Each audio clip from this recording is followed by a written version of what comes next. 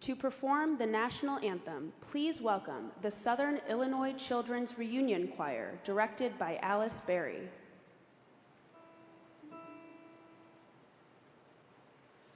Oh, say, can you see by the dawn's early light what so proudly we hailed at the twilight's last gleaming, whose broad stripes and bright stars through the perilous fight o'er the ramparts we watched were so gallantly streaming, and the rockets' red glare, the bombs bursting in air, gave proof through the night that our flag was still there. Oh, say, does that star-spangled banner yet wave o'er the land of the free and the home of the brave, of the brave?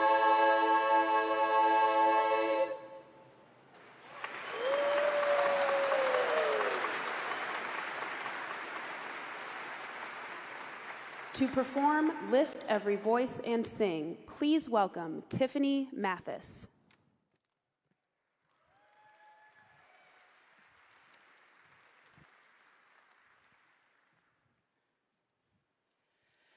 Lift every voice and sing till earth and heaven ring, ring with the harmonies of liberty. Let our rejoicing rise high as the listening skies.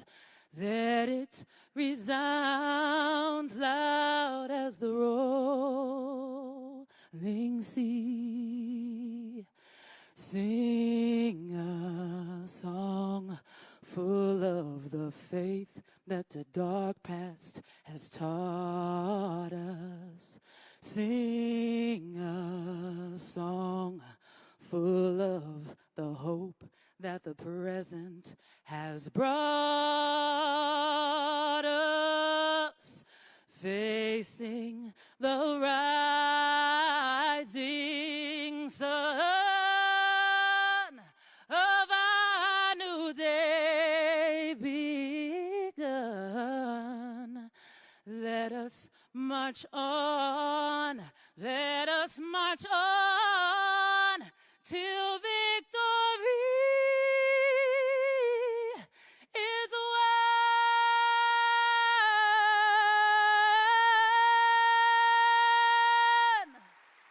Thank you.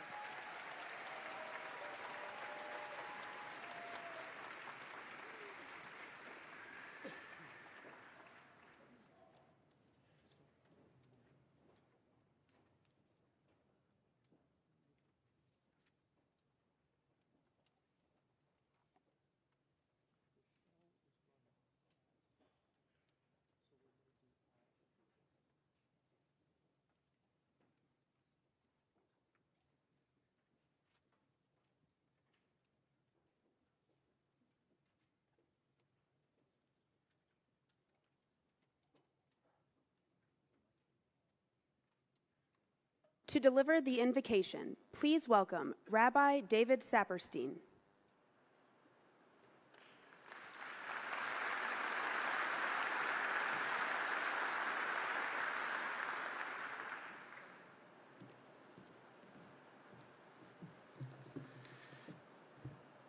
Zeh Hayom Asa Adonai. This is the day God has made. Rejoice and be glad in it. Eternal God, we ask your blessings this day on this great state of Illinois, on each and every one of its citizens and residents, on those whose dreams have been fulfilled, and especially on those whose dreams are yet to be fulfilled. Those who are still hungry, who shiver on our winter streets, who are oppressed when our rule of law fails them, who are victims of gun violence in the very houses in which we worship you, in our schools and on our streets. How is it, God, that we can find only the most anemic solutions to our bloodiest problem? On this day of inauguration, be with Juliana Stratton in her vital leadership and with all who will hold office with Governor J.B. Pritzker in their service to the people of Illinois. Guide them, inspire them, empower them that they may never lose sight of the noble task to which they are called.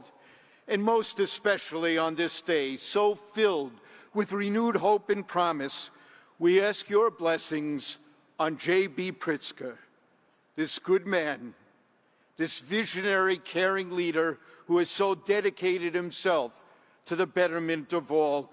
Grant him wisdom and compassion, strength and understanding, courage and empathy, that he may ever do your work here on earth.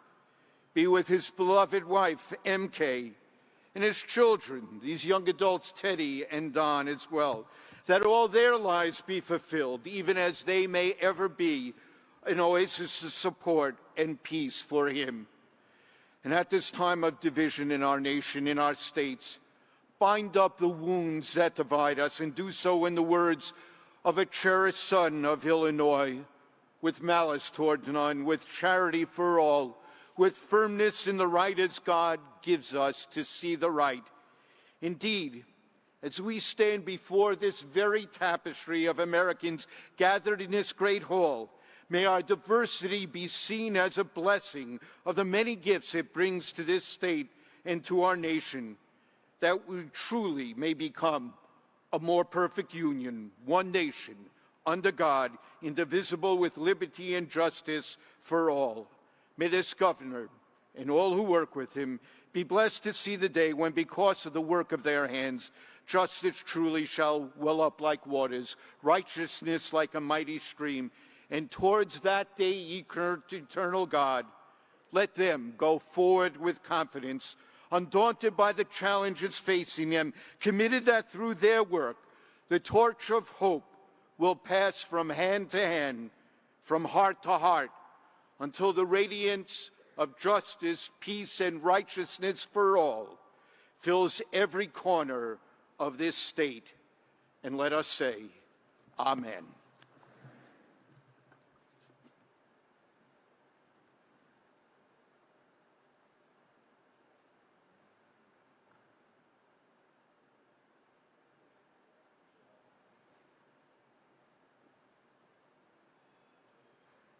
To perform a selection of original music, please welcome Uniting Voices Chicago, conducted by Josephine Lee and Judy Hansen.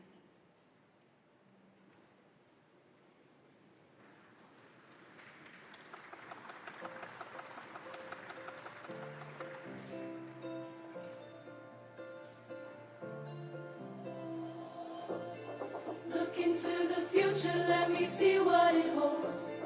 Go in the direction of the journey unknown. When we're so divided, we just have to be strong and live for tomorrow. I know that we will make a change. We'll come together and ignite the flame. There's no reason we can't start today, 'cause we're united. United we are stronger, singing as one. United we will march and carry on, 'cause we are united. Different kinds of people living under the sun. If we work together, anything can be done. I cannot think of anything else that I'd rather do. Yeah, yeah. I know that we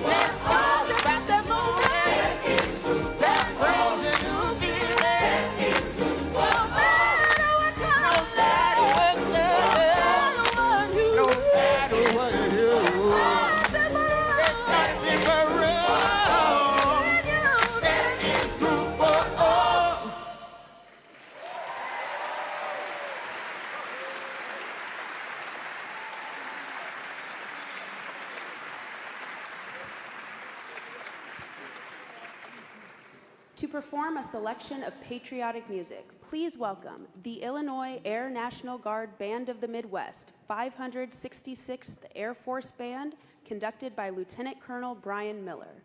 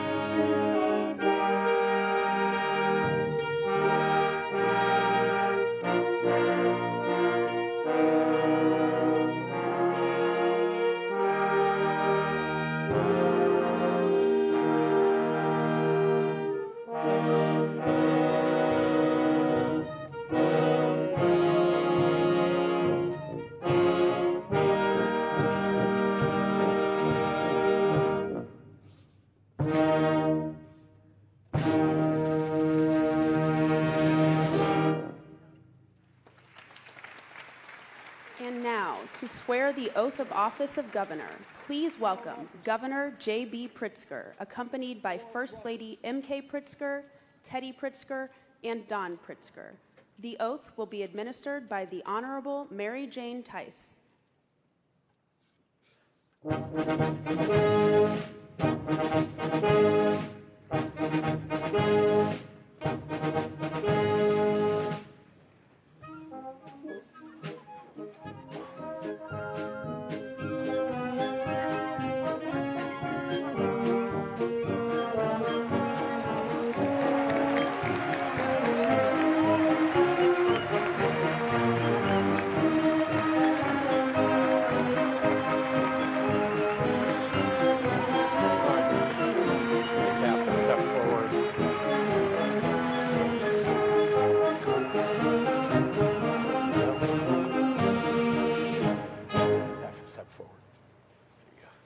Please raise your right hand and repeat after me.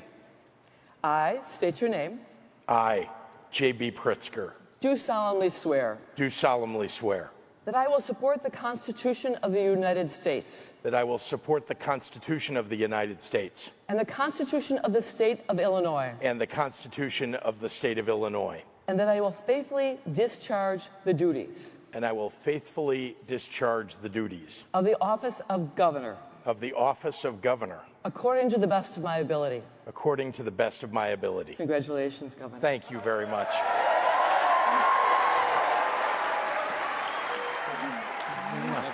Love you. Okay, Donnie.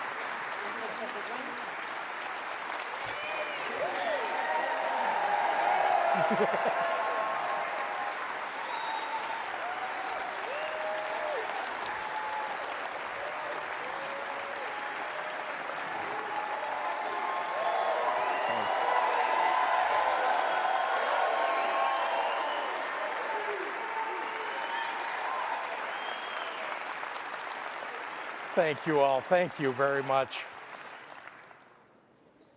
Well, during this last campaign over the last year, I drove all across the state, and I couldn't help but notice that people had put up some signs in their yards that said, "Fire Pritzker." I was concerned about this until my kids pointed out that when people in their generation think something is really cool, they say, "That's fire."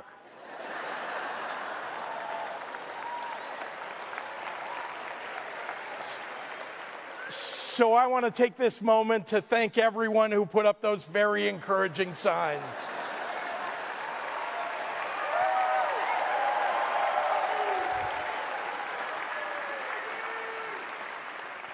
Today, as every day, I feel blessed to stand with my compassionate and dedicated partner in governance and your Lieutenant Governor, the outstanding Juliana Stratton.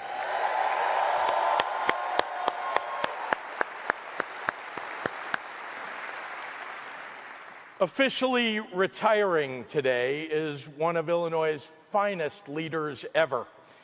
His legacy stands as an example to everyone who aspires to serve the public interest. On behalf of the people of Illinois, please join me in giving thanks to our inimitable Secretary of State, Jesse White.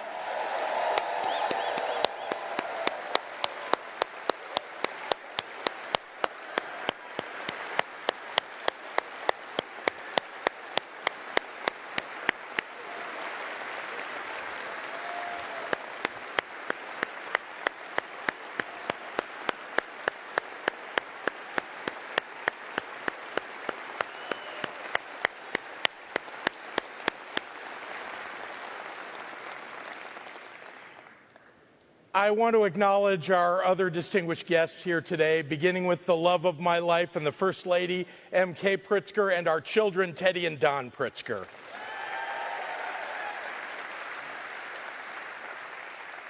Chief Justice Mary Jane Tice, House Speaker Emanuel Chris Welch, Senate President Don Harmon, Leader Tony McCombie, Leader John Curran, Attorney General Kwame Raoul, Secretary of State-elect Alexi Giannoulias, Comptroller Susana Mendoza, Treasurer Mike Frericks,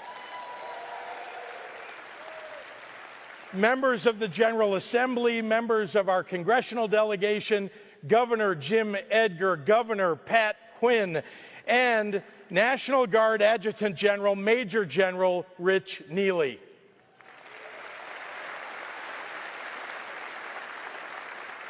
To all of you, on behalf of the people of Illinois, thank you for your service and your sacrifice. Now, 4 years ago, I stood on this very stage and I laid out a vision for change in Illinois, one that was elevated by our shared hope for better days ahead and forged by a common belief that the smarts and hard work and the goodness of Illinoisans has always overcome adversity. Our hope was buttressed by the past resilience of our people who have survived wars and a Great Depression, 2 global pandemics, devastating tornadoes, fires, and floods, yet who have made this the birthplace of national movements for justice, advancements, world-renowned advancements in innovation, and cultural achievements second to none. Our hope is perhaps rooted in our unique ability to endure Midwestern winters year after year, knowing that there is always a glorious summer on the way. Our hope is spurred on by the knowledge that the doomsayers who eagerly prophesy total misery every time Illinois faces an honest challenge have unintentionally inspired a generation of leaders with a resilient optimism for our future.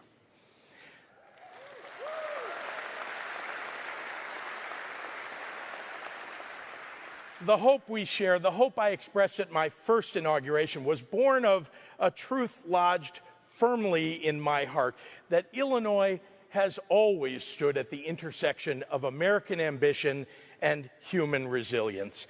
And that combination is what has made this the greatest state in the Union.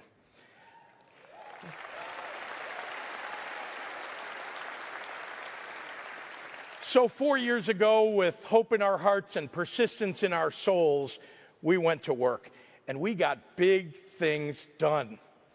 We balanced the budget and got credit upgrades. We raised the minimum wage.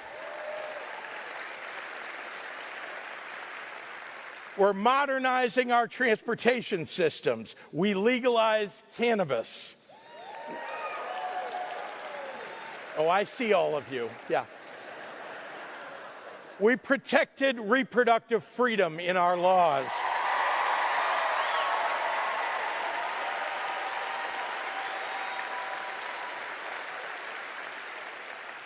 We took nation-leading climate action that's growing our energy production. We instituted nursing home reforms to increase staffing and safety. We saved taxpayers' money by consolidating pension systems and provided real middle-class tax relief to help families overcome inflation.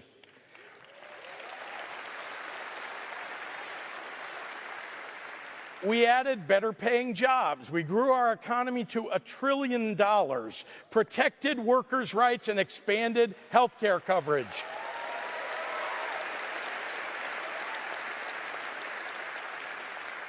Amid a rise in intolerance and fascism throughout the United States, with increasing attacks on our most vulnerable populations, Illinois has decisively moved to protect civil rights, human rights, and voting rights by enshrining them directly in state statute.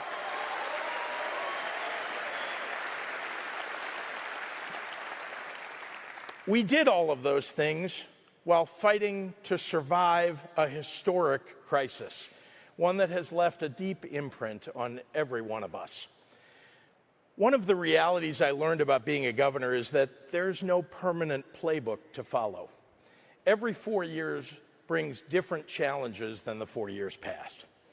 All that you can do is become a student of history and of the people who came before you, to try and learn from their victories and their defeats, their triumphs and their challenges. I've taken to learning from the words and actions of past governors, regardless of their political affiliations or leanings. Though, let's be honest, in Illinois, choosing which ones to learn from can be a challenge.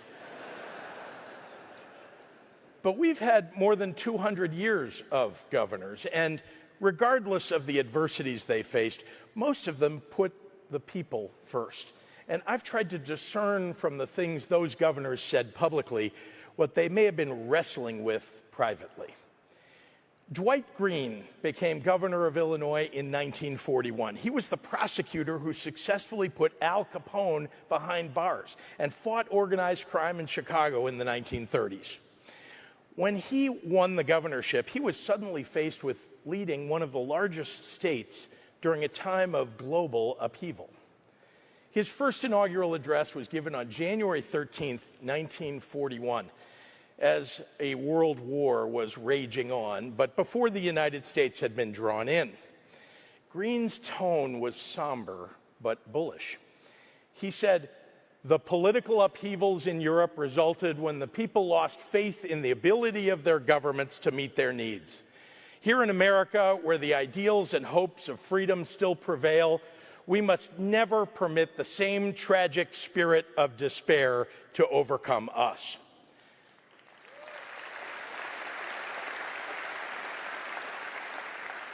Now, by the time Governor Green gave his second inaugural speech on January 8th, 1945, the world weariness he must have felt seems to peek through as he talks about the waning days of the war.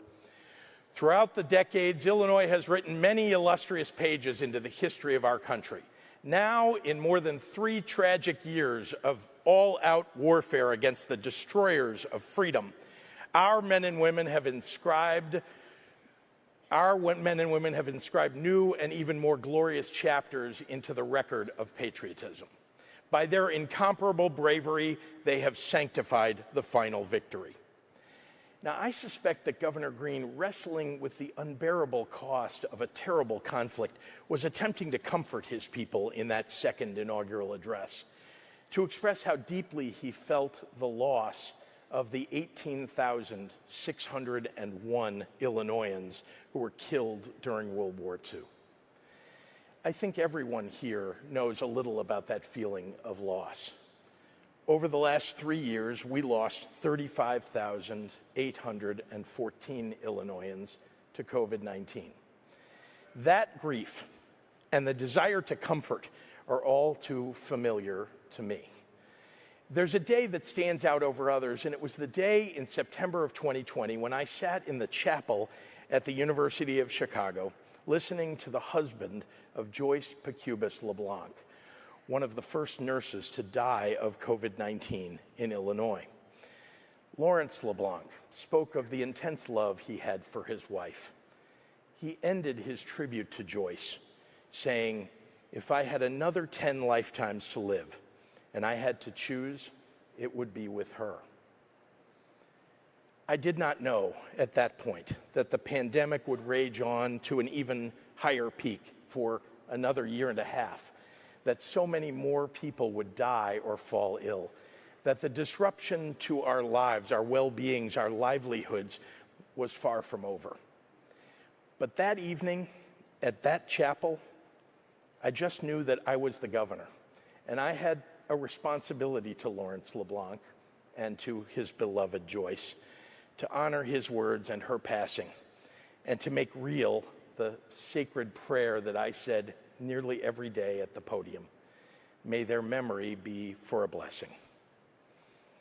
The difficult thing about governing through unprecedented times is that it's your job to set the precedent, to find a path, even when none appears to exist, to lift up the frontline heroes, the essential workers on whom we all rely, to make the hard decisions to protect those doing the very hard work of keeping us all together. As governor, it's your job to plan for the future, even as you continue to grapple with the past. That's a lesson tucked into Governor Green's second inaugural speech, which, while filled with somber remembrance, also set a second-term agenda for post-war Illinois even before the war ended. So today, as Illinois continues its progress, overcoming our historical fiscal challenges and a deadly global pandemic. I come to you with an agenda as ambitious and bold as our people are, thinking not only about the next 4 years, but about the next 40. Our long-term ambitions must begin with a focus on the people for whom we are building. No policy proposal that I could advance will have a greater impact on our future than the quality care and education we afford to our very youngest residents.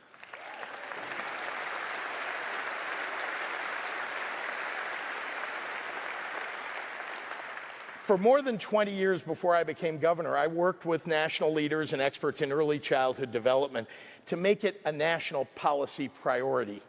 It's time for Illinois to lead.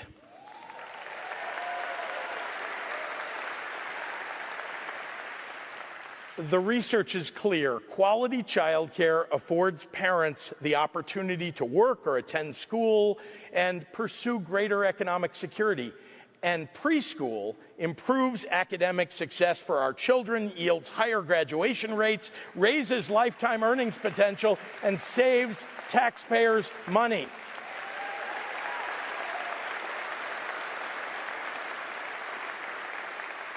That's why I propose we go all in for our children and make preschool available to every family throughout the state.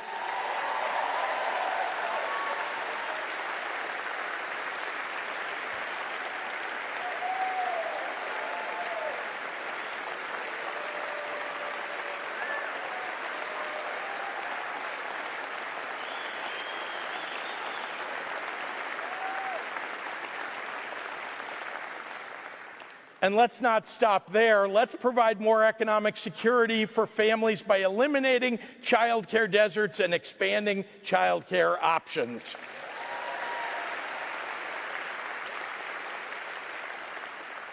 It's also our obligation to make college more affordable by removing financial barriers.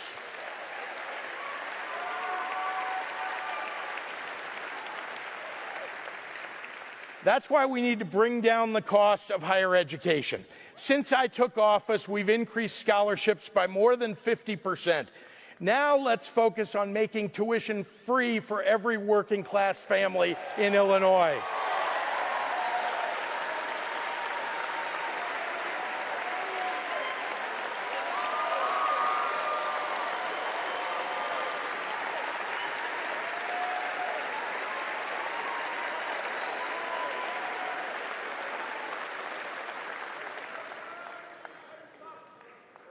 Of course, none of this matters if you can't afford a life-saving prescription or procedure.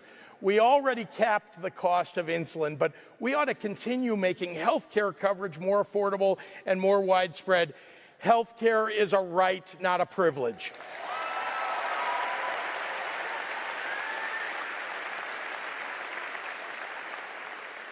Focusing on the future of working families and making everyday life easier and more affordable for people is what I believe government ought to be all about. We've done a lot on this in recent years. Balancing the budget, paying off debt, and eliminating interest on overdue bills has made it possible for us to provide tax relief. Let's work toward more permanent tax relief.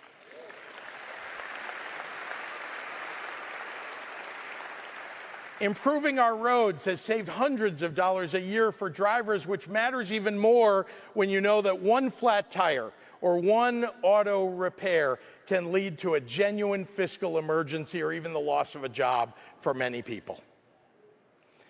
Lifting up working families and children also means doing everything that we can to free them from the dangers of gun violence.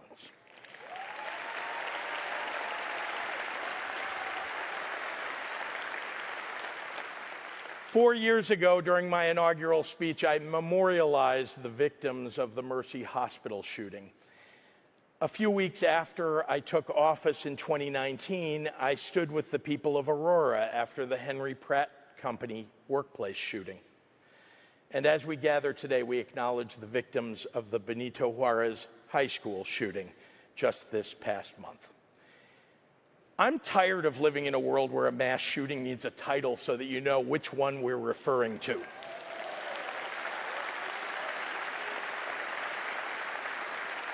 Hospitals, high schools, homes, parades, offices. There's no place, geographic or otherwise, that's been spared from the threat of gun violence. Whether it's ghost guns, high-powered semi-automatic rifles, or modified rapid-fire handguns, dangerous weapons are putting families and law enforcement at risk. Now, I'm a firm believer that government functions best when we look for compromise. But I'm done with the NRA having its way when it comes to mass shootings.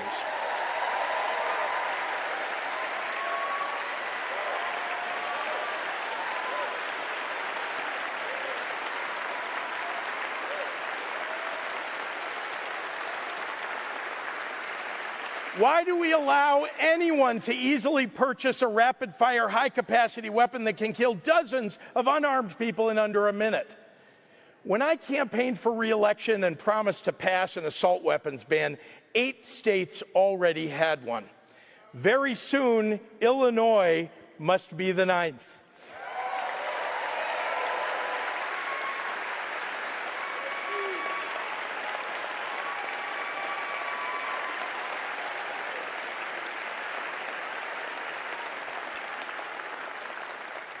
And we ought to have a real accounting of the assault weapons currently in circulation. Let's get it done, and then the federal government should follow our lead. One thing last year proved is that if given the chance, a bunch of right-wing judges and legislators will take away women's rights. Well, Illinois spoke loudly and decisively in 2022 and declared that in the land of Lincoln, we trust women.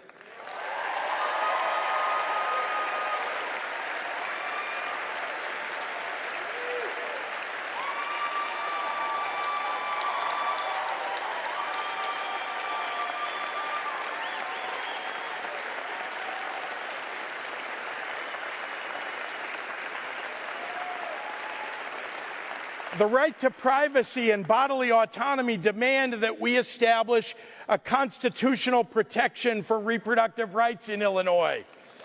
The extremists still want to take away a woman's right to choose, and I don't intend to let them. That's why, yet again, on women's rights, Illinois will lead.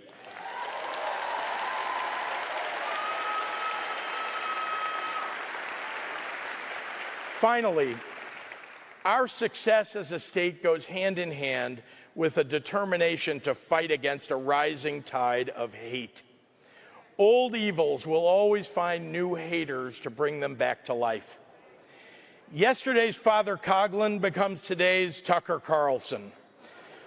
Racism, anti-Semitism, xenophobia, misogyny, homophobia have existed in some form or another throughout our entire history.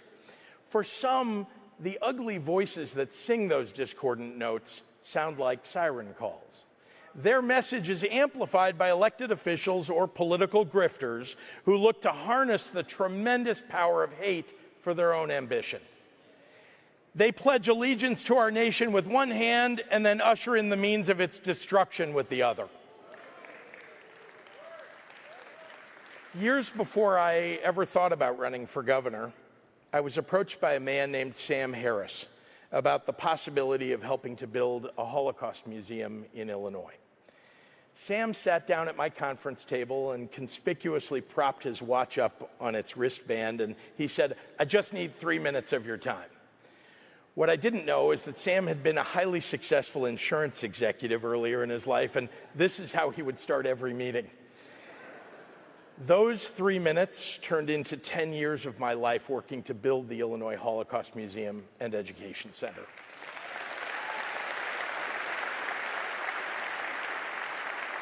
But it was Sam's personal story that has had the most impact on me over time. You see, Sam is a Holocaust survivor himself. He was born in Deblin, Poland, and when the Nazis invaded his town, they murdered Sam's parents, all of his relatives except 2 sisters, and all of his friends. Sam miraculously escaped extermination in 2 concentration camps, the conditions of which are almost unspeakable. After the war, he was placed in an orphanage in Poland and eventually was adopted by Dr. and Mrs. Ellis Harris in Northbrook, Illinois. Sam is remarkable. For nearly 30 years, he has traveled the country to tell his story, to impress upon people that when hatred and bigotry go unchecked, democracy will come to an end and even potentially lead to genocide. I've learned an awful lot from Sam, and I've realized that for my entire lifetime, progress has been made against bigotry and intolerance, but not anymore.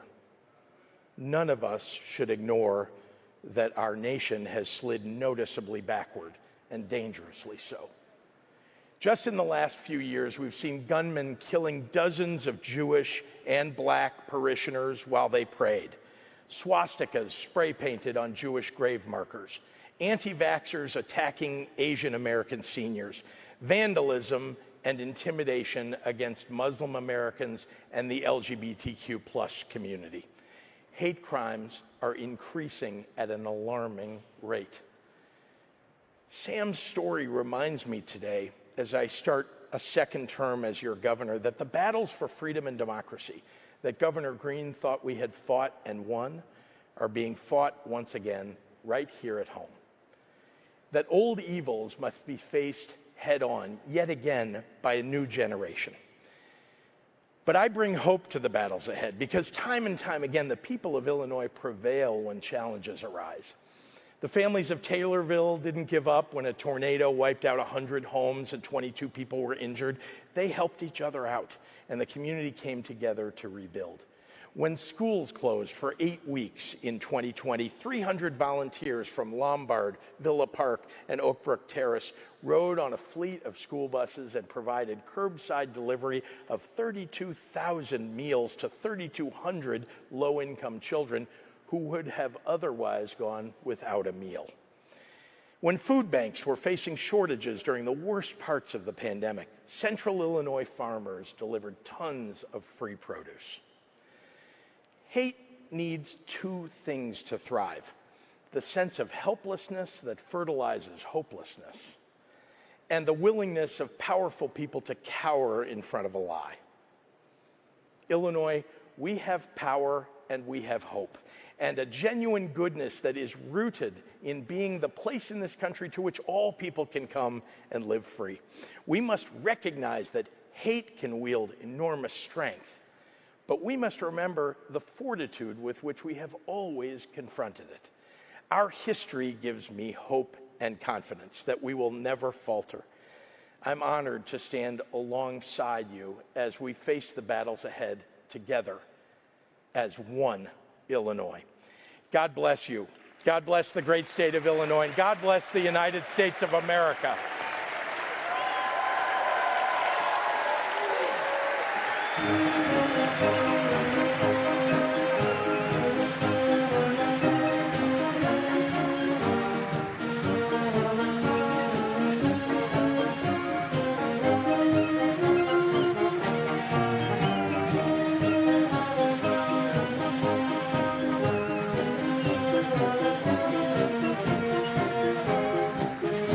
Great job.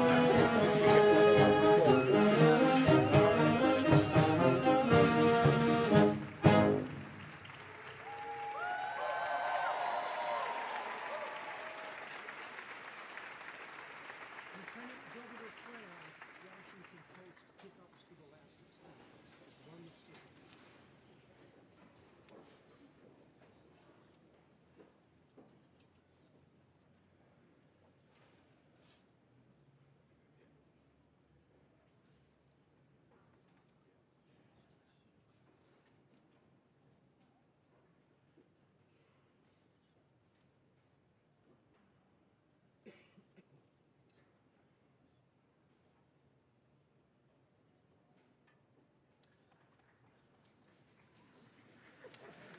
And now, to swear the oath of office of Lieutenant Governor, please welcome Lieutenant Governor Juliana Stratton, accompanied by Second Gentleman Brian Eccles, Tyler Stratton, Cassidy Stratton, and Ryan Stratton. The oath will be administered by the Honorable Fredrina M. Lyle.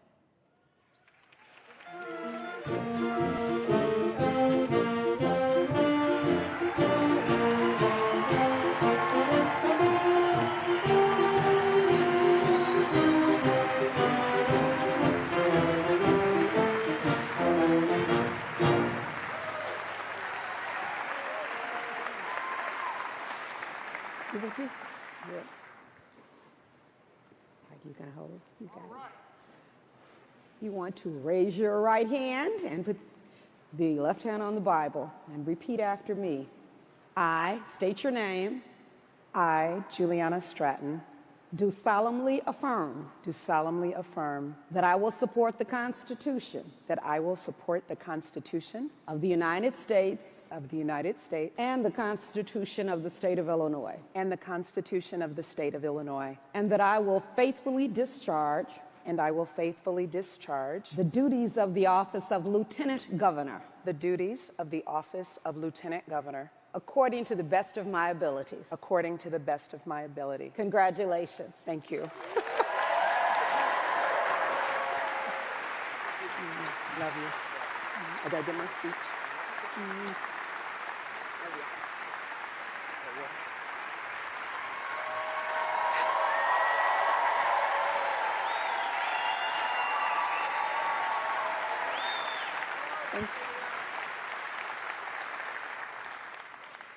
Good afternoon. And thank you all. As always, first I have to give honor to God for keeping me, protecting me, and ordering my steps on this journey.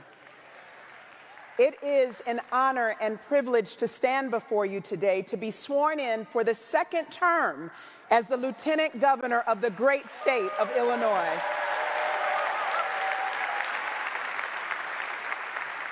Governor Pritzker has already acknowledged all the constitutional officers and distinguished guests, so I will simply add how grateful I am for your leadership and presence today.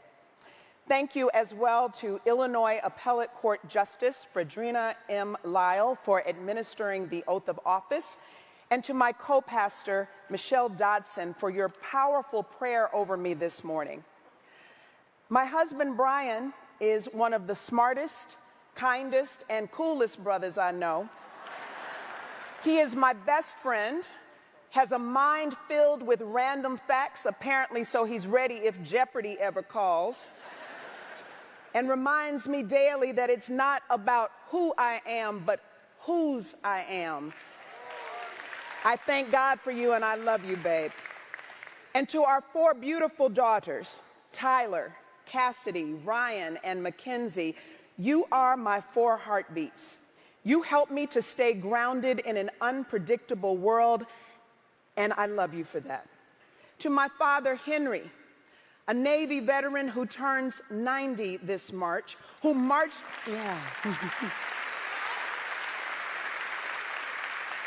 who marched in Selma alongside Dr. King and the late John Lewis, and always taught me that there is never a time to be silent in the face of injustice.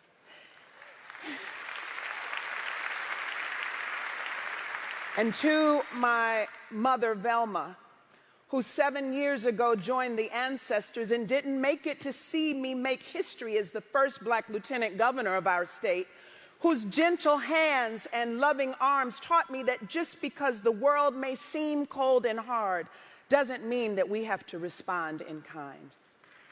Thank you both for raising me to be the strong woman that I am today.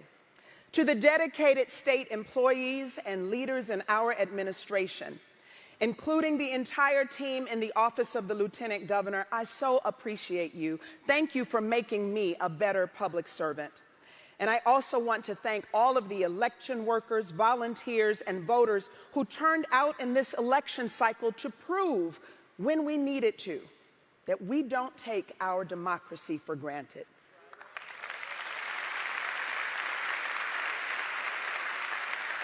Lastly, thank you to our governor, J.B. Pritzker, for your tireless commitment to our state and its people.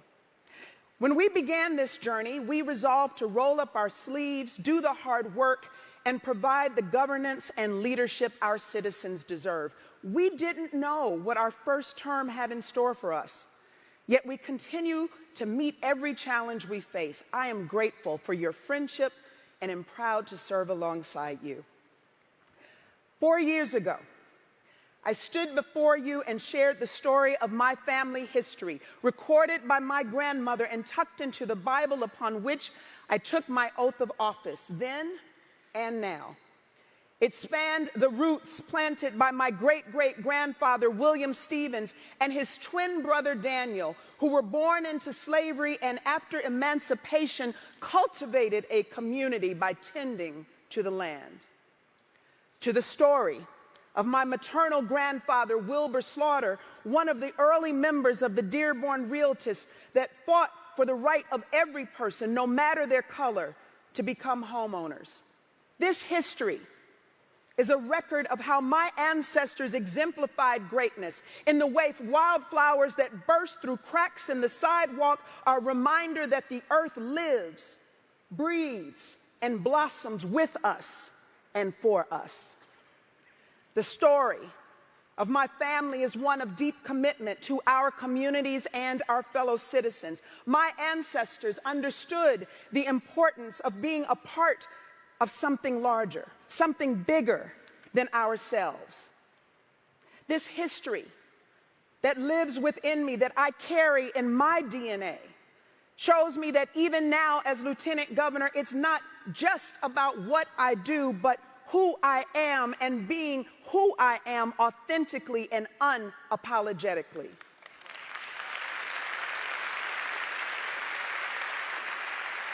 In this role, I can dedicate myself to showing the people of Illinois the fullness of who you are, of who we are. I understand, just as my ancestors did over 100 years ago, that caring for each other is the only way forward. I understand that regardless of our differences, we have a responsibility to each other. In a world that has put us on guard, we must always strive to see each other. As I have traveled our great state, I've talked to people who relate to my story and experiences, people who share my viewpoints, and also met many people who do not.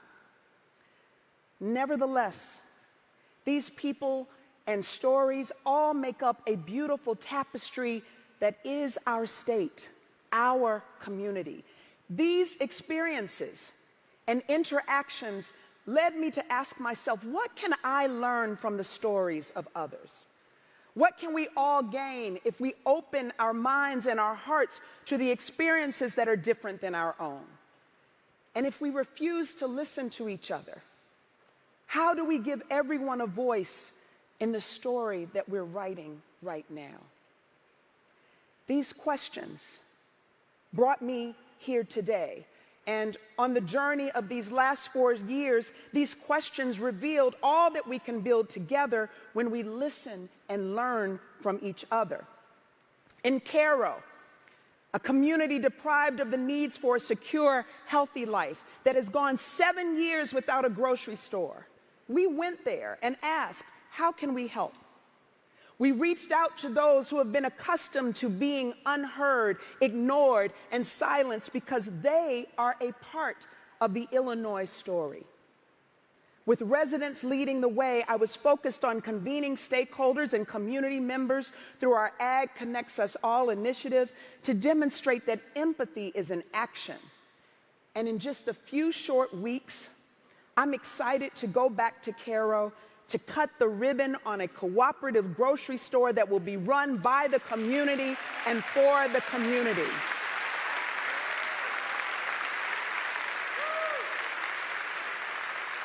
As chair of the Illinois Council on Women and Girls, we asked, how can we decide what's best for the girls in our state if they don't have an outlet to tell us what they need? And that's why we made space for them at the table. And we have now named the second round of 19 girls who will bring their diverse voices to advise us, the governor and the General Assembly, on supporting them and creating the safe spaces they need through the Girls Committee.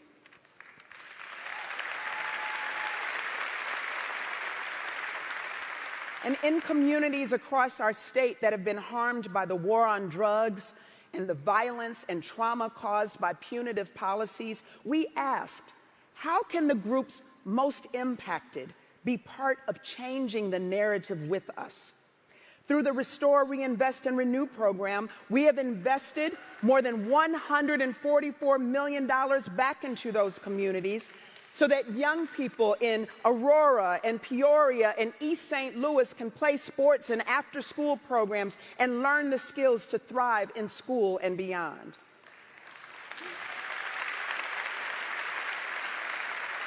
On the R3 board that I chair, members of these communities in every corner of our state, including and especially those impacted by the justice system, have a seat beside me. And I'm so proud of the difference they have made with their insights.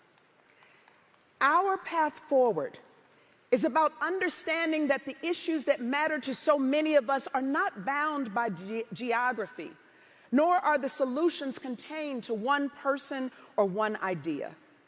From the student in Edwardsville who is studying to become a teacher to give back to their community by uplifting the next generation, to the daughter in Redbud who is caring for her mother with Alzheimer's, a story that I related to deeply, having cared for my own mother. We all have the power to build the future we want and deserve because we all have a voice.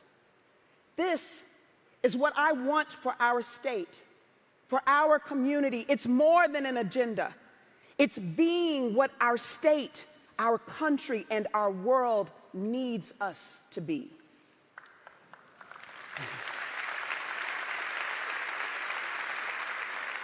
As I approach the next 4 years, I often think of the African philosophy of Ubuntu, which means I am because we are. We are each shaped by our relationships with each other. How we interact with each other should reflect our inherent human connectedness. Ubuntu communicates a spirit of togetherness and a willingness to work towards a common goal for the sake of our humanity. We can accomplish so much if we rise up and demonstrate the best of humanity. Know that your heartache in the face of strife, your hopes for your children, your faith in tomorrow. I listen to you as you shared these feelings with me, and I carry them with me every single day. These reflections into your resilience and perspectives have driven the work that we have done so far. And the work we have left to do is centered on bringing people together, creating opportunity for all, and carrying out a vision for Illinois that leaves no one behind.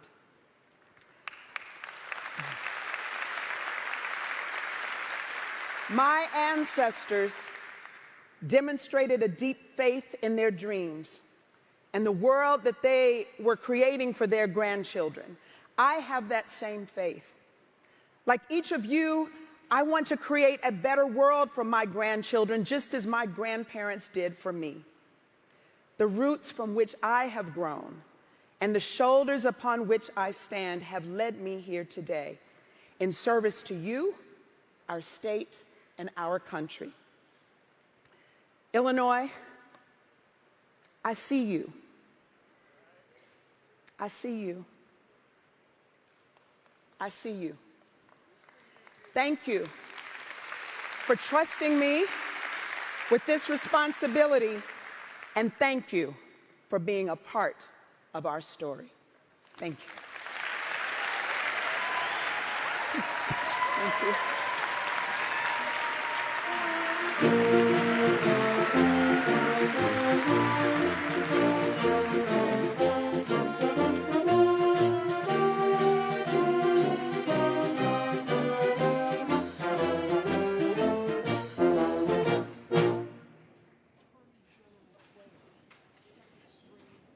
And now, to swear the oath of office of Attorney General, please welcome Attorney General Kwame Raoul, accompanied by Dr. Lisa Moore, Che Raoul, John Moore, Sidney Jackson, and Reverend Dr. Otis Moss III.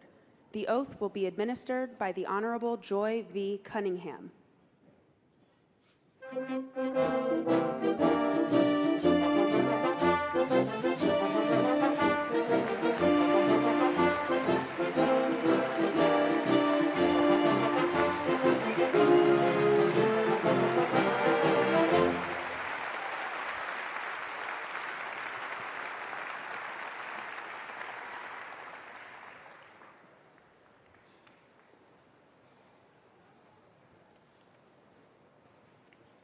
Place your hand on the Bible.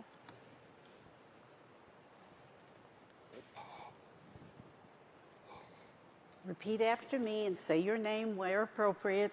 I, Kwame Raoul, do solemnly swear do solemnly swear that I will support the Constitution that I will support the Constitution of the United States of the United States and the Constitution of the State of Illinois, and the Constitution of the State of Illinois, and that I will faithfully discharge the duties of the Office of Attorney General according to the best of my ability. according to the best of my ability. Congratulations.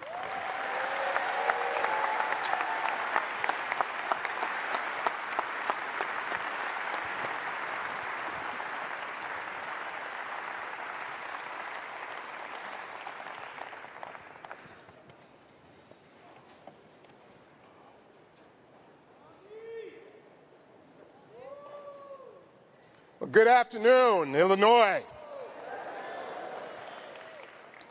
First, I would like to give thanks and honor to God for his mercy and his generosity.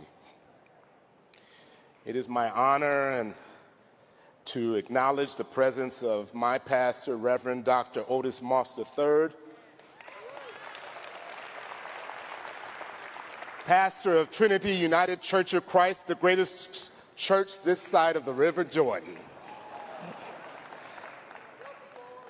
Thank you for being here today, Pastor, and thank you for your prayer this morning, and thank you for reminding us in church yesterday to get our spiritual refill.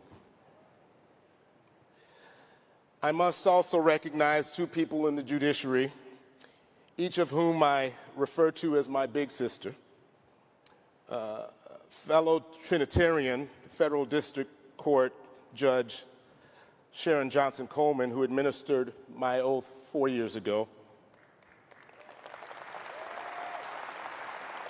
and my other big sister and mentor, Illinois Supreme Court Justice Joy Cunningham, who swore me in moments ago. I offer up my heartfelt gratitude to you for your steadfast mentorship through the years. I'm going to give a shout out to my biological sisters who could not make it here this time. They were with me the last time, Edwidge and Ninaj Raoul. So I was told I only got 3 minutes to deliver my remarks. And so I got to tell you, I'm going to fail at my first task as in my second term.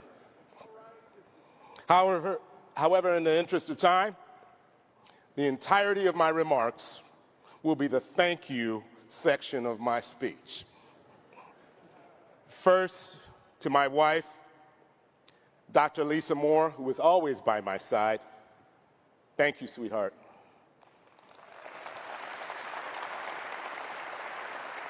I had the distinct honor of watching my wife be a true hero during our unprecedented pandemic. Day after day, she would faithfully head to the hospital at a time when many of us were safe in our homes. I watched her be a hero one night early in my first term while we were eating dinner at Gibson's. And she administered life-saving care to a woman who was choking on her steak on the table right next to us. She saved a life, yes, but the real cool thing about it is now when I forget to make a reservation,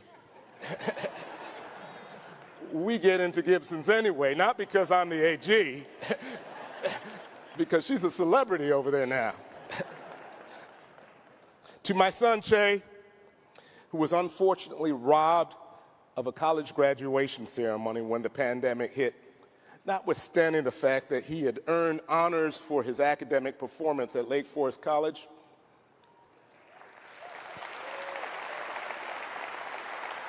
Son, you have amazing character. Che had the strength of character to quit his first job as a manager at a fulfillment center because he didn't support having to impose discipline quotas and unfair working conditions on his subordinates.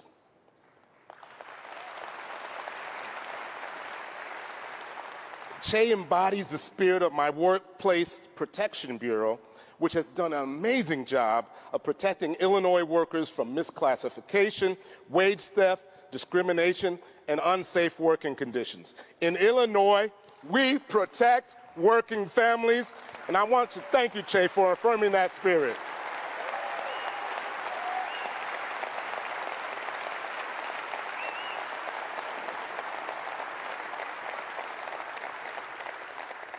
My daughter, Mizan, who could not be here, she recently graduated from the University of Missouri and now desires to attend law school and become a public interest lawyer. Go figure. I was so pleased to drive into the state of Missouri to attend her graduation last year, but not as nearly happy as I was to drive out of Missouri and get her the hell out of a state that does not respect a woman's right to make decisions about her body.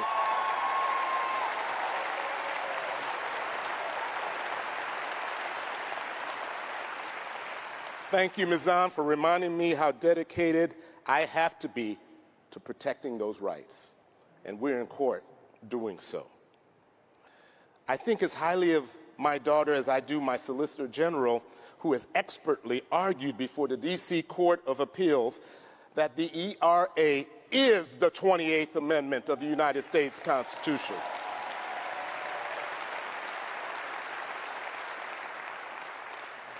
When she's about to become a lawyer, I want my daughter to someday to be able to hold up her right hand and swear under oath to protect the Constitution of the United States of America. But I want that to be a Constitution that protects her as an equal.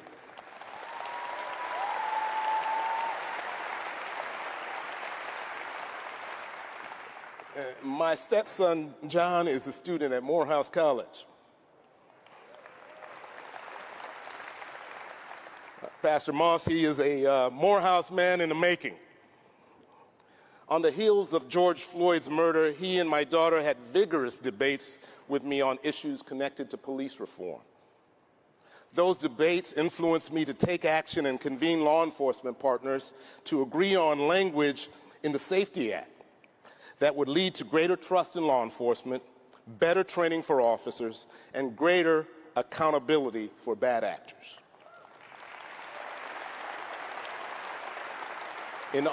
In other words, the Safety Act language enhances our ability to maintain constitutional and professional policing throughout the state of Illinois. I want to thank the chiefs of police, the sheriffs, and the state's attorneys for coming to the table in good faith. My niece and goddaughter, Sydney Jackson, graduated with honors in computer engineering from Johns Hopkins University and then got her master's degree in computer science from there as well. Sydney has been instrumental in educating me about the good and the bad of technology. On account of conversations with her, I am proud that we are leading an effort, along with other state AGs, to investigate social media platforms that pose potential dangers to our children.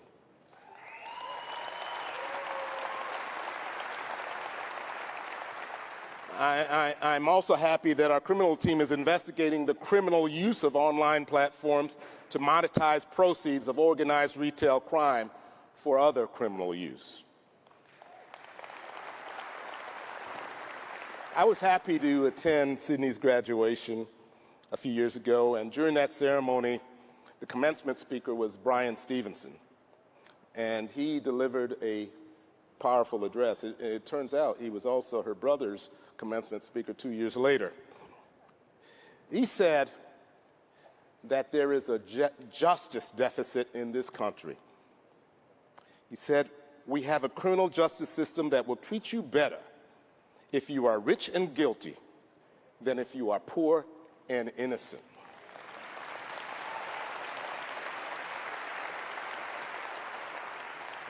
Those words ring relevant today as we prepare for arguments before our state's high court with regards to the Pretrial Fairness Act. Consistent with our constitutional presumption of innocence, we should not hold people in jail simply because they are poor.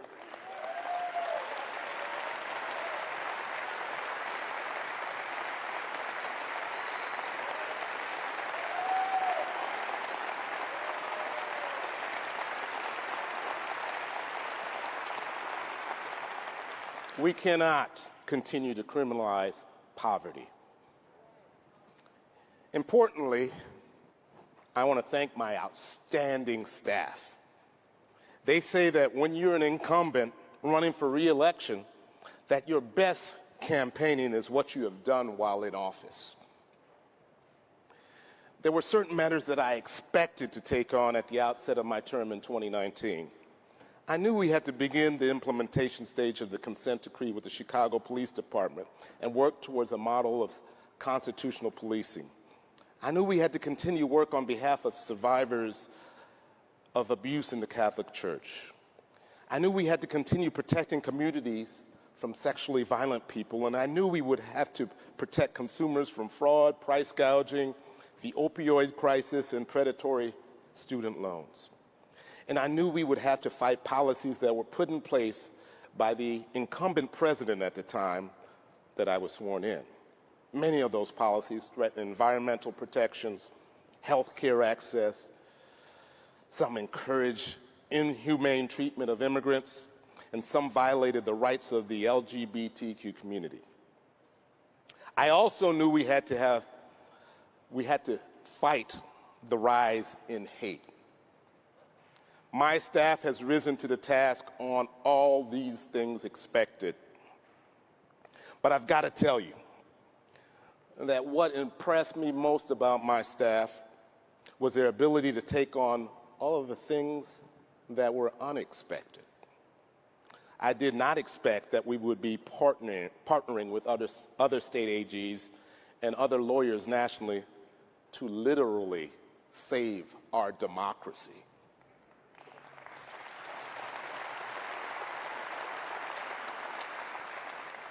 And then there was the unprecedented coronavirus that hit us in the spring of 2020. Our Workplace Rights Bureau had to rise to the occasion to protect those whom we learned to call essential workers from unsafe working conditions.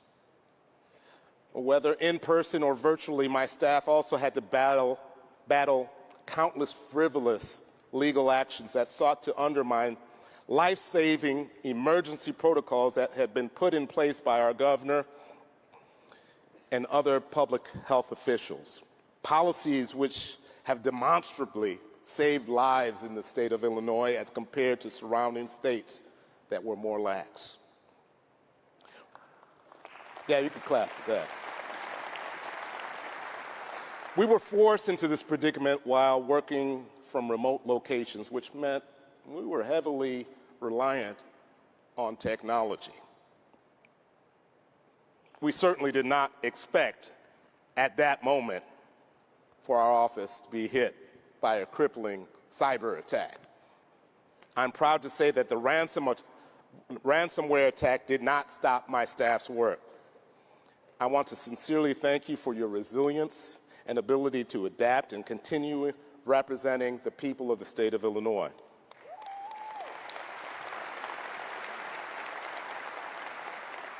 I'm also proud of the relationships we built with our law enforcement partners. We are one team. Notwithstanding the fact that I joke that I'm currently the favorite defendant of about 65 state's attorneys, I think it's important for the public to know that we've enjoyed a good history of working together.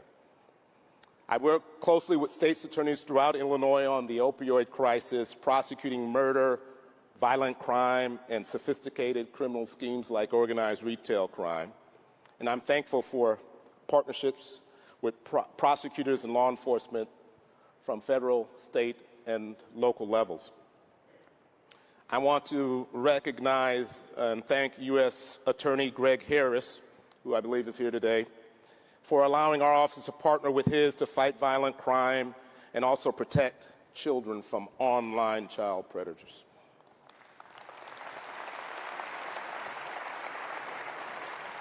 Since 2019, we've also partnered with the United States Secret Service's National Threat Assessment Center on multiple training sessions regarding how to detect and prevent mass shootings in schools, places of worship, and other public places. The desperate need for these trainings hit home on July 4th of 2022 in Highland Park. One of our own prosecutors and his wife were wounded during that shooting. One took a bullet to the elbow and the other shrapnel to the back. What was amazing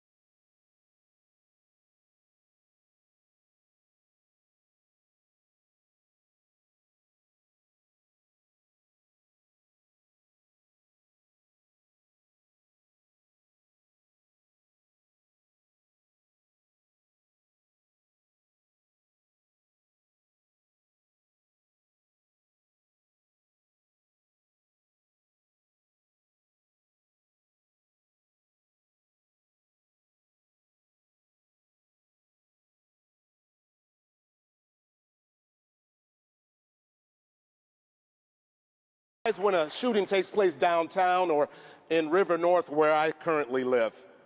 We shouldn't be surprised when we've tolerated them and we've expected them on the west and south side of Chicago, in Rockford, in East St. Louis, on the east side of Springfield, and other economically disadvantaged areas of our state. I'll say about gun violence what I've said about the opioid and heroin crisis. We weren't troubled when we thought they were quarantined to poor inner city neighborhoods. We actually tolerated the impact of the heroin and opioid addiction until it spread to more affluent areas. That should not be our normal, and we should be ashamed.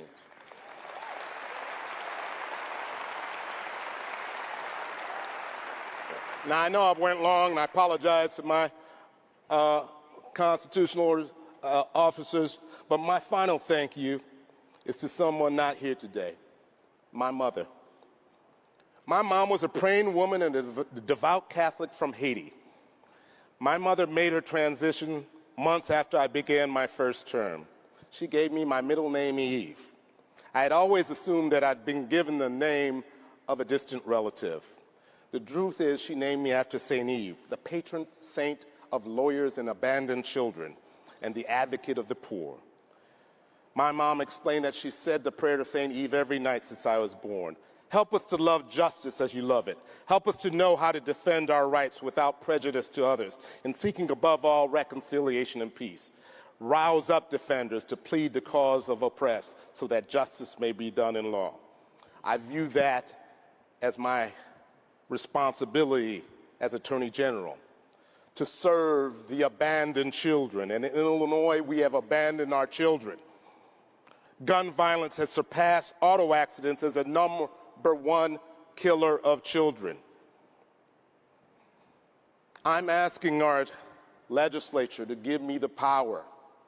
Give me the power to go after those in the industry on behalf of our children who we've abandoned. Do not pass half measures and go home. Do not surrender to the politics of self-preservation on behalf of our children. Please do not. I want to thank you all for tolerating me. I know I went way, way beyond 3 minutes, but it's on behalf of our abandoned children. I want to just end by, I love you too. Saying this is truly the work of my life. I got more work to do. May God bless the state of Illinois. May God bless the United States of America. And may God bless and help us protect our abandoned children. Thank you.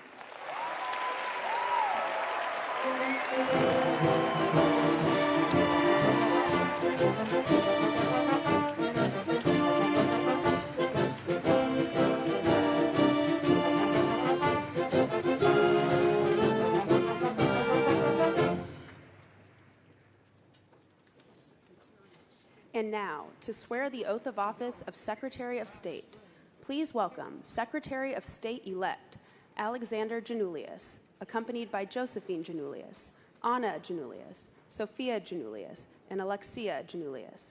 The oath will be administered by the Honorable Joy V. Cunningham. You're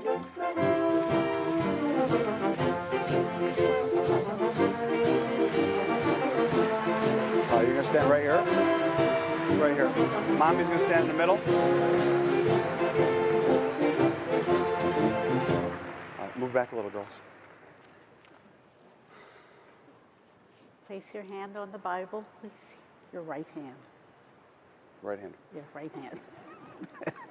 And repeat after me and state your name where appropriate. I, Alexander Janulius, do solemnly swear that I will support the Constitution of the United States and the Constitution of the State of Illinois, and that I will faithfully discharge the duties of the office of Secretary of State according to the best of my ability. Congratulations. Thank you, Justice. Thank you, Justice. Thank you. Thank you. Did it. Kisses. Love you. Oh, I love you.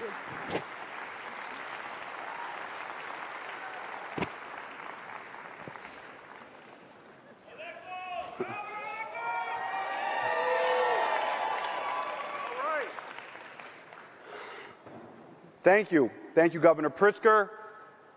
Thank you, my fellow constitutional officers, and to the people of the great state of Illinois. I also want to thank my amazingly selfless wife, Josephine, for being the light of my life, my three little honey girls who you just had a chance to meet, Anna, Sophia, and Alexia, my mom, my brothers and their families, and all the families and friends that came down here, and all the Greeks that apparently came down from Chicago. Thank you so much. There have been some long speeches, so I'll try and be kind of brief here today.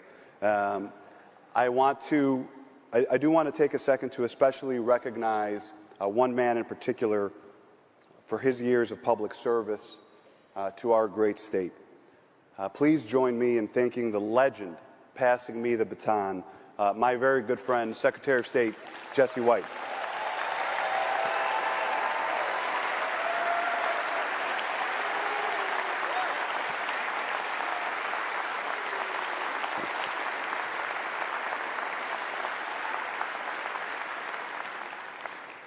"16 years ago,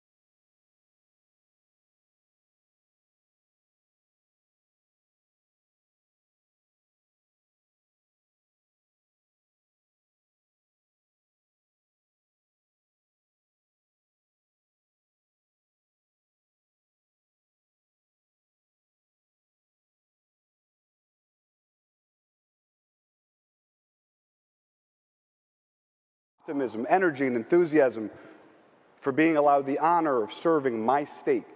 And I feel those exact same emotions today.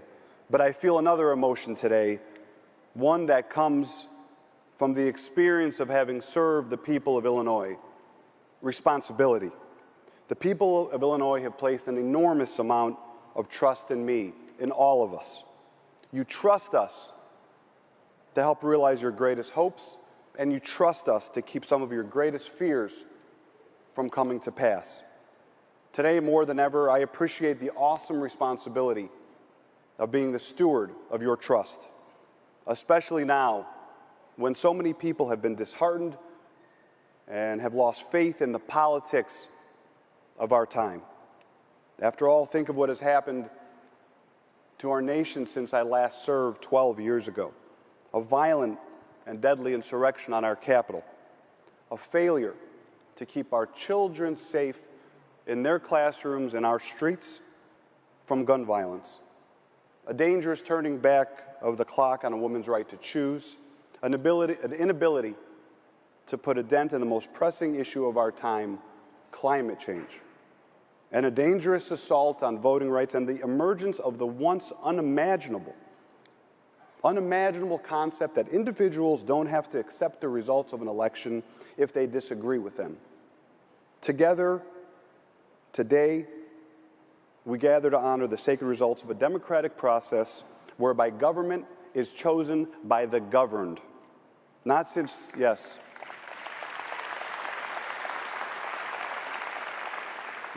earliest days of our nation do we fully appreciate the importance of what we're doing today.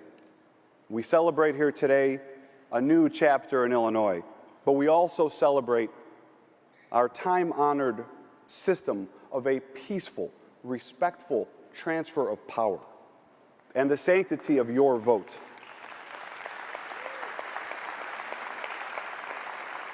We must protect these rights at all costs, and we must commit to doing better. We must do better for the working men and women of Illinois who, like the incredible Heart Marks workers I met in 2009, are not looking for handouts, but just the opportunity for work and a chance to build a better life for themselves and their families. We have to do better for the children of Illinois who deserve our help in making up for all that was lost during the challenging days of the COVID crisis. We must do better for those who are seeking the promise of America for themselves and their families. We must do better, and I believe that we can do better.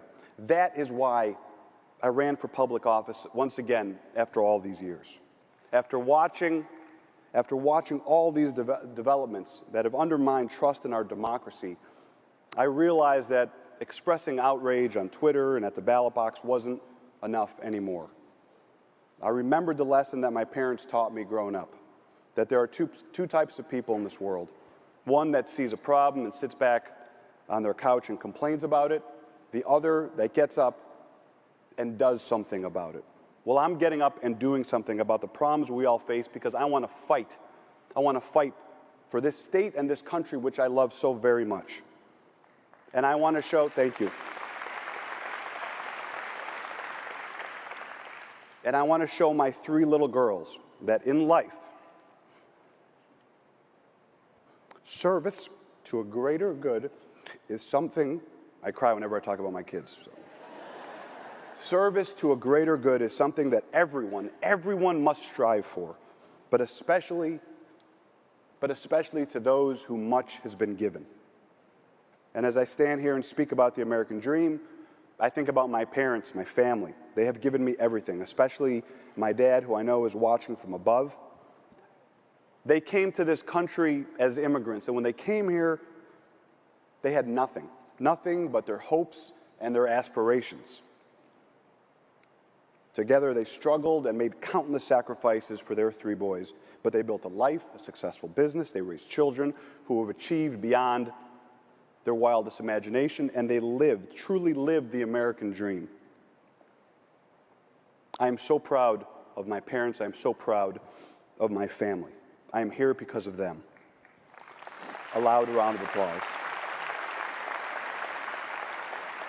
I am thrilled to be celebrating with you all today, but today for me, and our team, today is a work day. When I was state treasurer, my very first day in office, I passed the most wide-ranging comprehensive ethics package in state government, and today, as soon as I leave here, I will sign new executive orders ensuring ethics and integrity in the Secretary of State's office, transparency, good government, and using technology and innovation to eliminate the time tax that too many of you are paying every day just to access simple government services will be my administration's focus.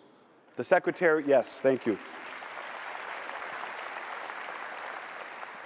The Secretary of State's office can make your lives better, and we will be relentless in making sure it does exactly that. And I will always, always fight for the disenfranchised and the underserved. So thank you, Illinois, for putting your trust in me and allowing me today, in front of my mom, my entire family and friends, my wife and my 3 little girls, to be the first person in 24 years to be able to say thank you to the people of Illinois for making me the new Secretary of State of the great state of Illinois.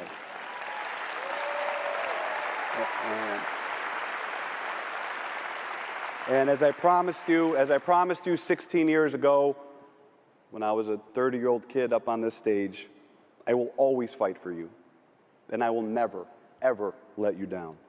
God bless you, God bless the United States of America, and God bless the people of Illinois. Thank you so much.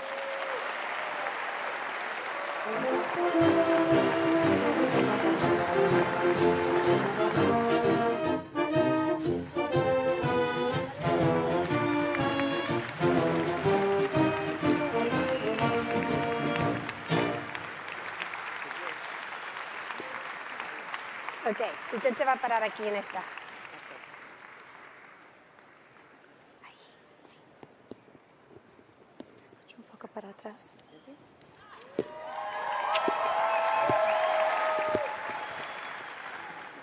All right, good morning. Please put your right hand on the Bible. Raise your right hand and put your left hand on the Bible. And please repeat after me. I, please state your name.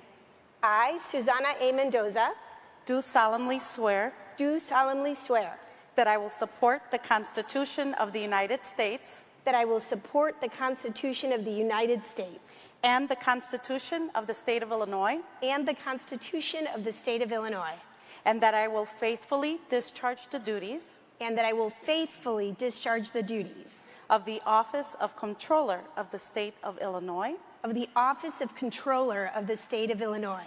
to the best of my ability, so help me God. To the best of my ability, so help me God. Congratulations, Madam Comptroller. Love you. Love you too.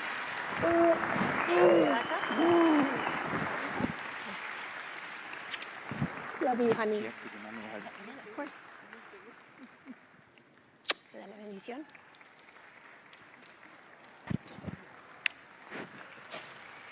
Ven aquí, flaquita. Okay. Thank you. Take my mom back. Yeah, thank you. Okay.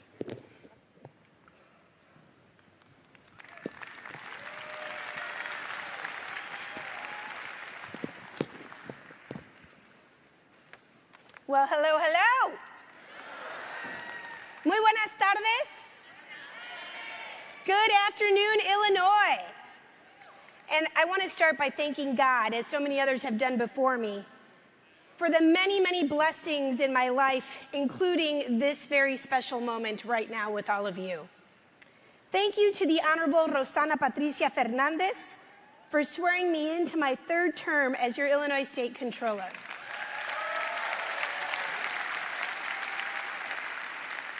Thank you to the Reverend Dr. Lisa Branham for her prayers over me this morning. Those are so appreciated. Thank you, Reverend. Congratulations to Governor Pritzker, Lieutenant Governor Stratton, Attorney General Raul, Treasurer Frericks, and Secretary of State Alexi Giannoulias.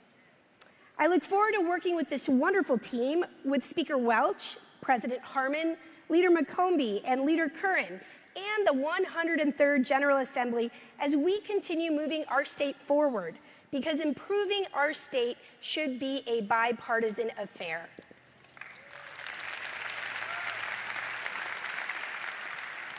I want to thank my amazing family, Let's start with my mother, Susanna, the original firecracker.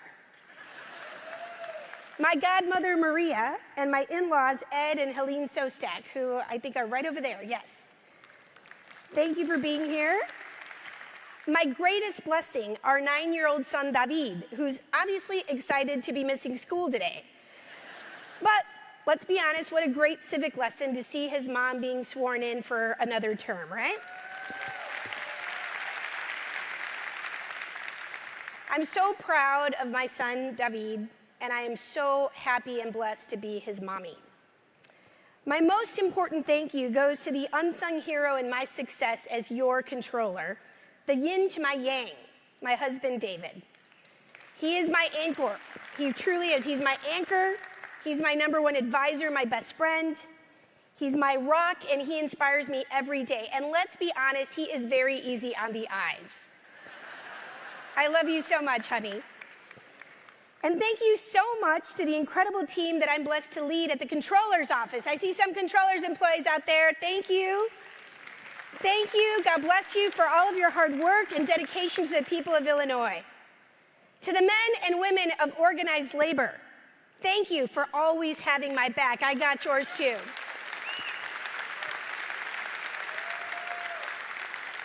And to my beloved voters of Illinois, thank you so much from the bottom of my heart for choosing me to serve another term as your Illinois State Controller. I am deeply humbled and grateful for your overwhelming support. A few years ago, at the Illinois State Fair, the one and only Secretary of State, Jesse White, pulled me aside and he said, "Hey, Susanna, come here. You want to know how to become the #1 vote getter in the state of Illinois?" Now, of course, I wanted to hear the secret from the only statewide elected official to ever win all 102 counties in the state of Illinois. The man right there. He looked me in the eye, you'll remember this, Secretary, and what he told me, this was a secret. He said, "You show up. You show up." He said, when someone tells you that it's not worth your time to travel 6 hours to an event where only 10 people show up, you show up anyway.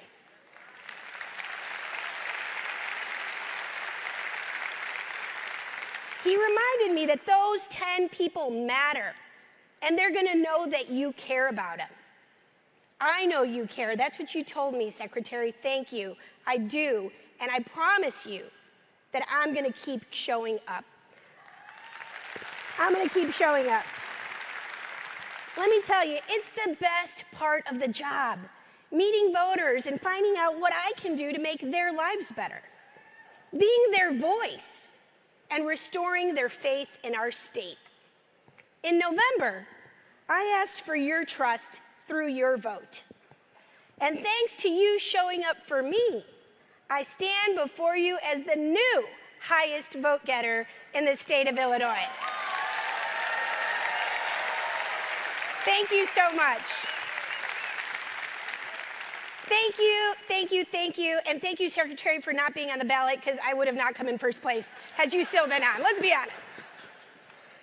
But thank you also, Secretary, for your years of selfless dedication to our state, for your friendship, and for your advice. And I promise, as I've already said, to always show up for Illinoisans the way you have done so beautifully for your entire career. Thank you.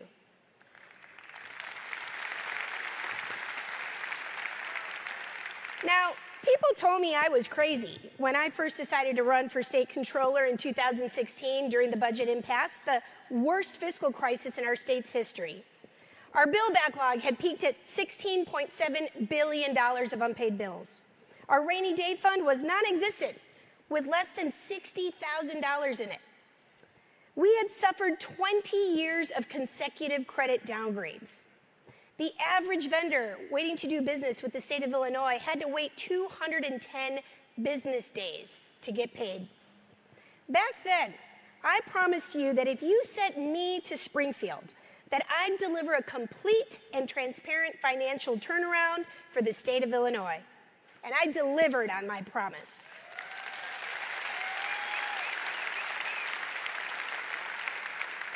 No more bill backlog. It's gone. And I paid it down before receiving a penny of federal ARPA stimulus dollars. 6 full credit upgrades on my watch. You heard that right. 6 full credit upgrades. A record high rainy day fund of over $1 billion and growing. This is great news. In fact, last night, the General Assembly approved an additional $850 million more towards our rainy day fund. We are on a roll.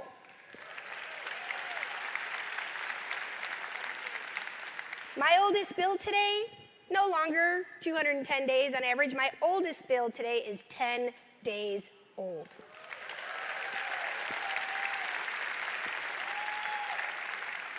When people say, you should run government like a business, I say, how about we run it better than a business? That's what I'm proving we can do here in the state of Illinois. All of my hard work to help people and fix our state's finances, it's to get Illinois ready for its growth spurt. And we're ready because Illinois is the beating heart of this nation. From the bustling streets of Chicago to the expansive farmland of rural Illinois, to southern Illinois towns like Cairo, where we're fighting to bring that Riverport project to life. And we get things done when we all pull together. We want to be the state that people look at to consider how to build their wealth, grow their families, and grow their businesses. I love Illinois with all of my heart. For those of you who voted for me, thank you for trusting me with another term as your controller. For those who didn't vote for me, know that I will work as passionately for you as I will for my own family.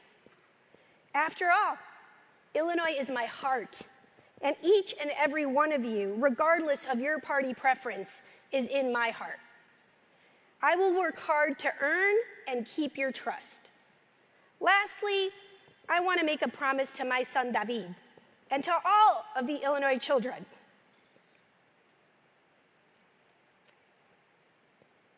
I will live to make you proud.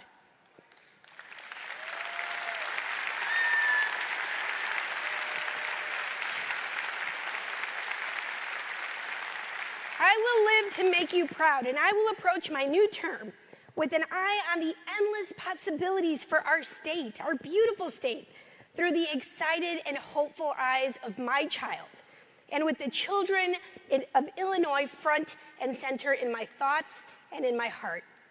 Illinois' future is bright, and so is yours. I see you right there, Lucas. I'm talking to you, buddy. And all the other kids. I will do my part to leave you a state that you can be proud of, with endless possibilities for your future. It is my honor to serve you all. Thank you, and may God bless you and keep you. Que Dios me los bendiga y me los cuide para siempre.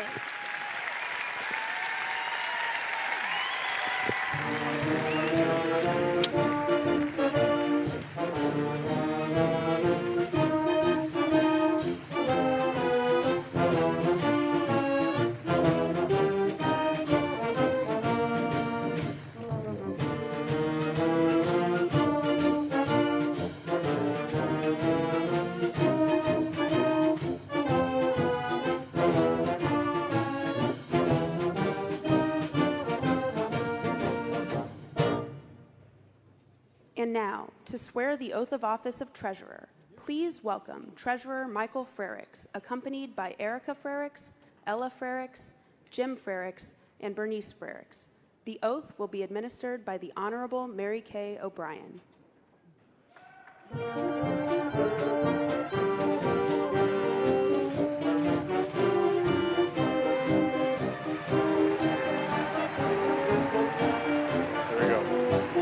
Let's stop here. Jim Berg.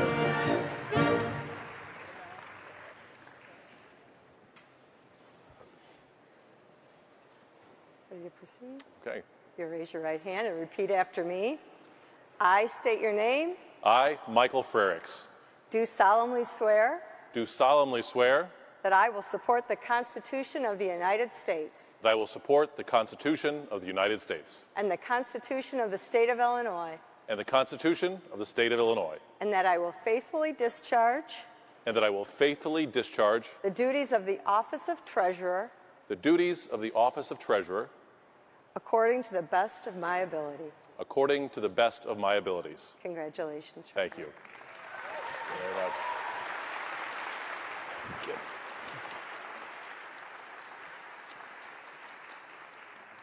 Thank you.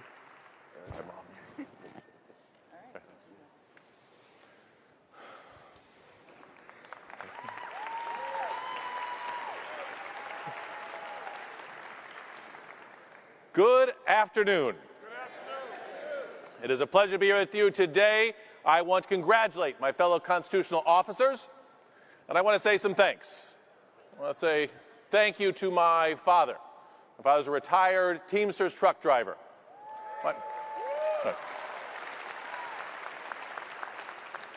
My mother is a retired AFSCME secretary from the University of Illinois, and they raised me with a set of beliefs that have shaped who I am. Thanks.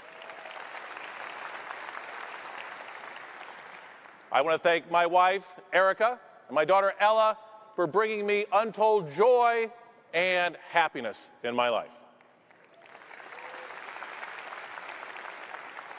And I want to thank you, the brave and hardy, patient souls who have sat through all of these speeches to make it to mine. Thank you. Thank you.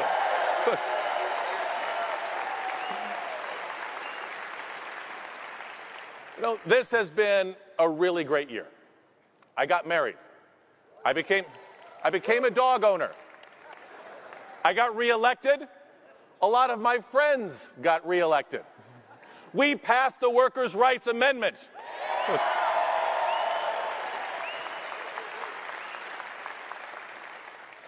And a couple of weeks after the election, my wife let me know that this year we will be growing our family.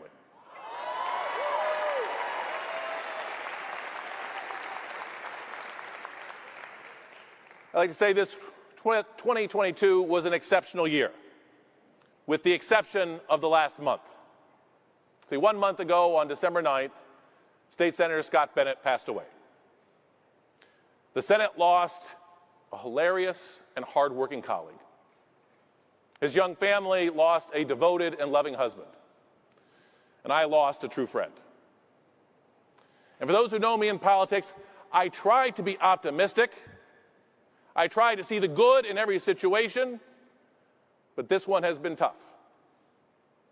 The only real good I can find is it brought home to me that none of us are guaranteed a tomorrow, and that we should make the most of the todays we have.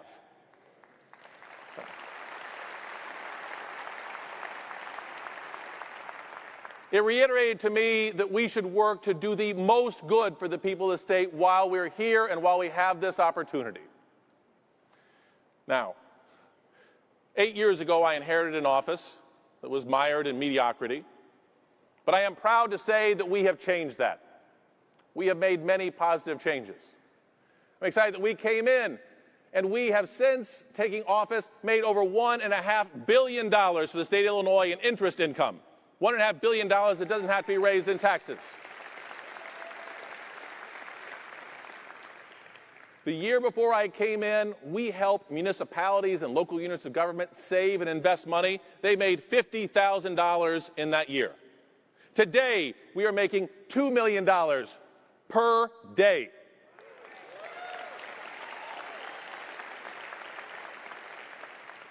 We took an unclaimed property system that was mired in the past and drug it into the 21st century, and as a result, we are a national leader, returning over $1.6 billion to Illinois families, businesses, and nonprofits. We took a college savings plan with under 400,000 accounts and have grown it to over 800,000 accounts, from $7 billion in assets under management to over $15 billion in assets under management, and received top ratings from independent rating analyst Morningstar.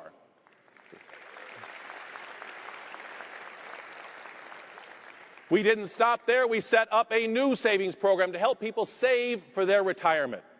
so that more Illinoisans can enjoy their golden years and have a retirement with dignity. And thanks to legislation passed by Senator Scott Bennett, we set up a savings program to help people with disabilities have a brighter future, and it is now helping tens of thousands of people have their parents put them on a pathway to a more successful future.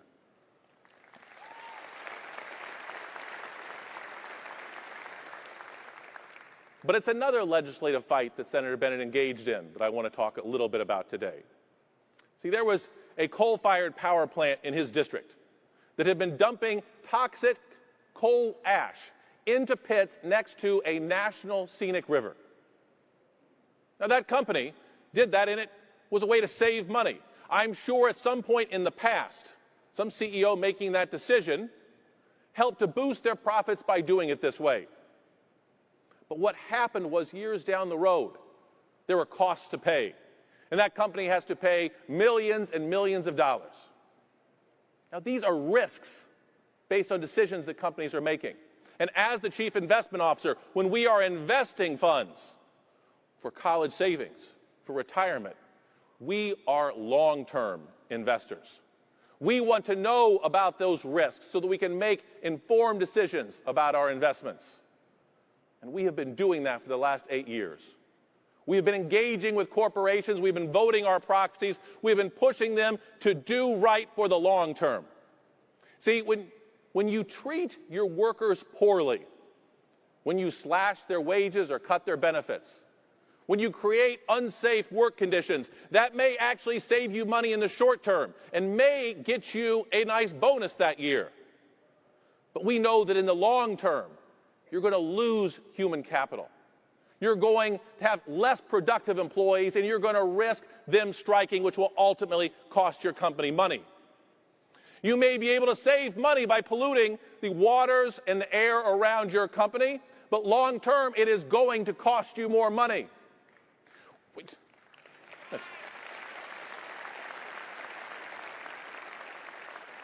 And we also know that if you look at the great diversity of our state and you welcome them all into your companies and onto your boards, you will benefit. Research has shown you will be more productive.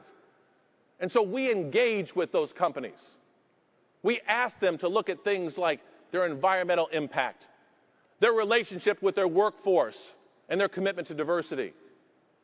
And we know that when we do this together, we are stronger. And so we have worked with other state treasurers. We have worked with union pension funds. We have worked with coalitions like the Human Capital Management Coalition, like Climate Action 100+, and like the Midwest Investors Diversity Initiative. And I can tell you, our work has been noticed because we have received the attention of the fossil fuels industry. And they are funding a national campaign right now, working with red state legislators, attorneys general, and state treasurers to try and undermine our rights as shareholders. They want us to invest in the dark. They don't want us to ask questions. They say, trust the CEOs, they know what's best. But we know numerous examples where they have made decisions for the short run, but we invest for the long term. Yes.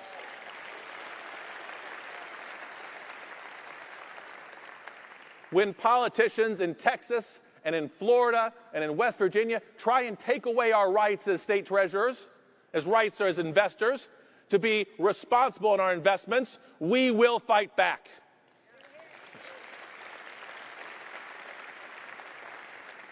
We will continue to engage with corporations to make sure they understand the value in treating your workforce with respect. They understand the value of treating the environment with dignity.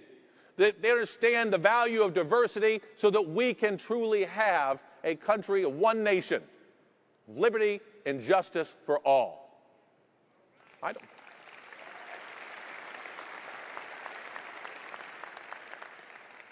I don't know how many tomorrows I have, but I know that you gave me 4 more years. And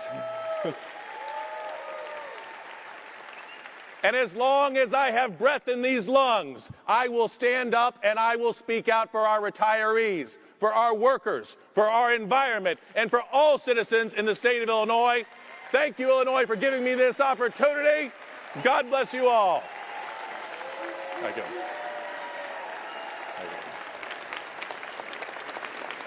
Thank you. And now, to perform I Sing Because I'm Happy, the Southern Illinois Children's Reunion Choir, accompanied by Michael Arthur.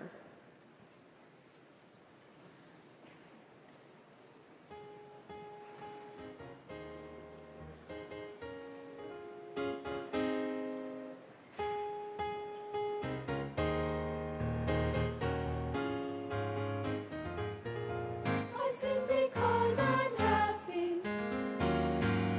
I sing because I'm free. His eye is on the sparrow, and I know he watches me. I sing because I'm happy. I sing because I'm free. His eye is on the sparrow, and I know he watches me. I sing, oh yes, I sing because I'm happy. I sing, oh yes, I sing because I'm free. For his eye is on the sparrow, and I know he watches me. I sing, oh yes, I sing because I'm happy. I sing, oh yes, I sing because I'm free. For his eye is on the sparrow, and I know he watches me. I'm so happy, yes. I'm so happy, yes, I am. I'm so happy, yes. I'm so happy, yes, I am. I'm so happy, yes. I'm so happy, yes, I am. I'm so happy, yes. I'm so happy, yes, I am. I'm so happy, yes. I'm so happy, yes, I am. I'm so happy, yes. I'm so happy, yes, I am. For his eye is on the sparrow, and I know he watches me.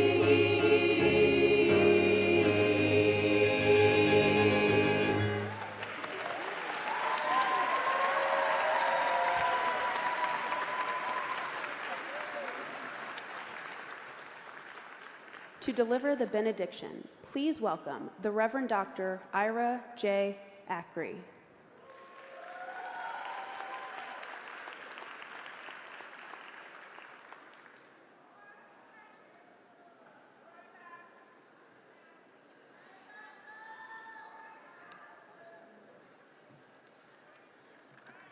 May we all stand and let us pray. Most holy and everlasting God, as we depart both individually and collectively from this sacred gathering within the capital of our great state, we pray, dear God, for the covering and courage of those who sit in the seats of power. We leave here today to feed the poor, to clothe the naked, and to take care of the sick. We lift up our governor, our lieutenant governor, and all the constitutional officers of our state as they continue to lead our state in such a time as this. Give them the wisdom and the sensitivity for the least, the last, and the left behind. Lord, teach us all how to seek justice and to resist all evil. Lord, I plead with you to make us one. We pray that the Pritzker administration continues to bend in the path of protection, parity, and progress until justice runs down like water and righteousness a mighty stream. As we leave this company of consecrated leaders, we say, go now to your realm of service. Go now and do justice. Go now and love mercy. Go now and make peace. We ask these blessings and this prayer in the name of the God of the trailblazers of justice, upon whose shoulders we stand: Harriet Tubman, Jane Addams, Cesar Chavez, Dr. Martin Luther King, Schwerner, Cheney, and Goodman, and Fannie Lou Hamer. We ask this in the name of the God of Abraham, Isaac, and Jacob, in the name of the God of Sarah, Rebecca, and Rachel, and in the name of that one who was born outside the inn, raised in the ghetto like me, in the name of that one who was baptized in Jordan, arrested by the Romans, in the name of that one who was crucified by the empire, yet raised by the power of God. It's in that mighty name that we confidently pray. And all of the people said, amen, amen, amen.